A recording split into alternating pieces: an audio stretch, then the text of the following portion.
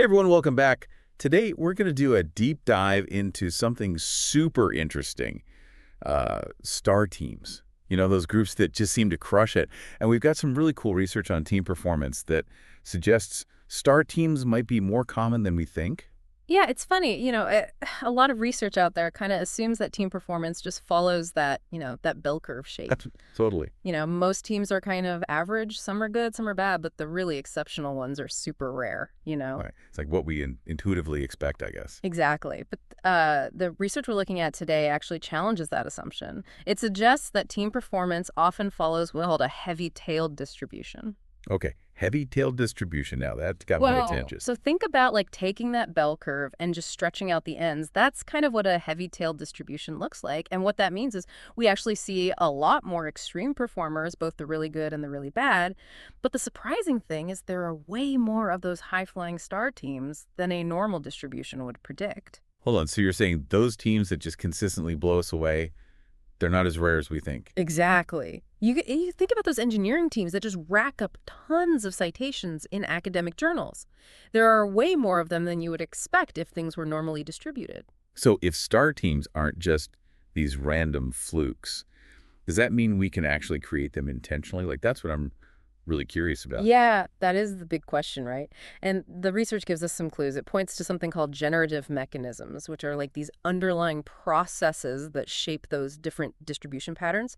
One of the most important ones is something called incremental differentiation. Okay, incremental differentiation. Let's unpack that. What's that all about? It basically means that teams that are consistently learning and adapting, they gain like this compounding advantage. They just keep getting better and better, which pushes them further ahead of the pack, and this leads to a higher proportion of those star teams over time. So it's all about building a culture of continuous learning and improvement, right? Exactly. Imagine a software development team that's constantly taking in user feedback. They're going to evolve so much faster than competitors who are slower to learn. Right. That makes total sense. Yeah. So how do we actually apply this to build a star team? What are some practical things we can do?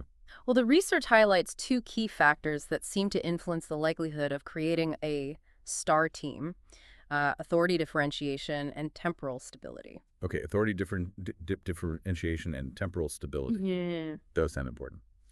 Let's start with authority differentiation. What's that all about? Basically, it means having a clear leader who can make those strategic decisions for the team. And this is linked to greater performance variability, which means more star teams. Think about a firefighter team.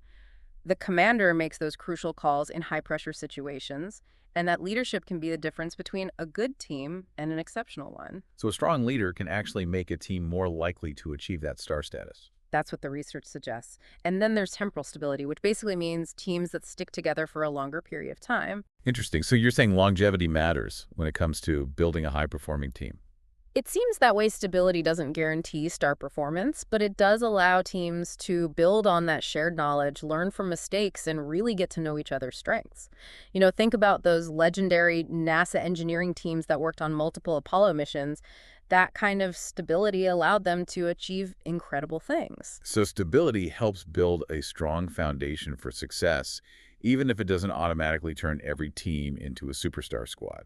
Precisely. Now thinking about your own team. I like where you're going with this. What are some of the things that stand out to you about these findings? What are the implications for how you approach team building and leadership? That's a great question for our listeners to think about. We've learned that star teams, they're not just lucky flukes.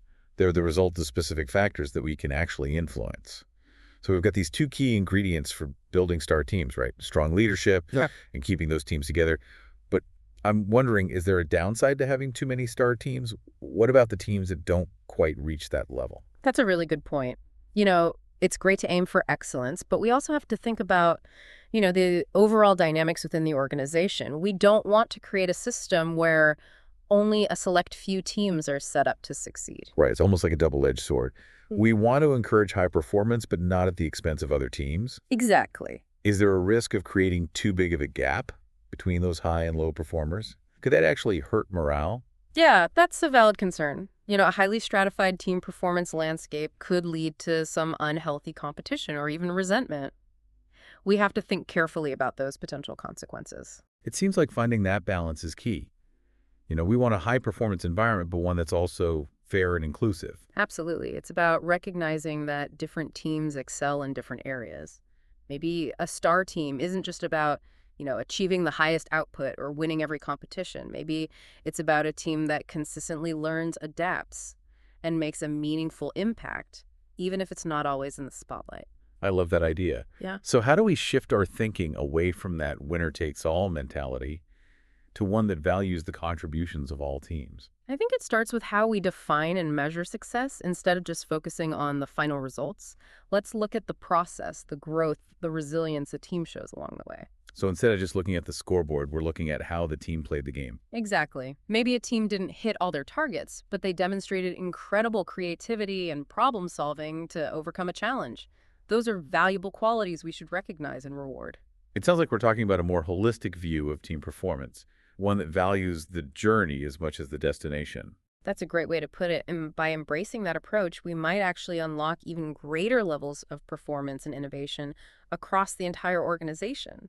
Because ultimately, isn't that what we all want? To create a work environment where everyone feels valued and inspired to do their best. Absolutely. It's about creating a culture where every team has the potential to shine in its own unique way. And that brings us to a really interesting point. So we've been talking about, creating these star teams. But what if, instead of focusing on just those top performers, we kind of shifted our thinking a bit? Mm. What if we focus on building like a culture of learning and improvement across the whole organization?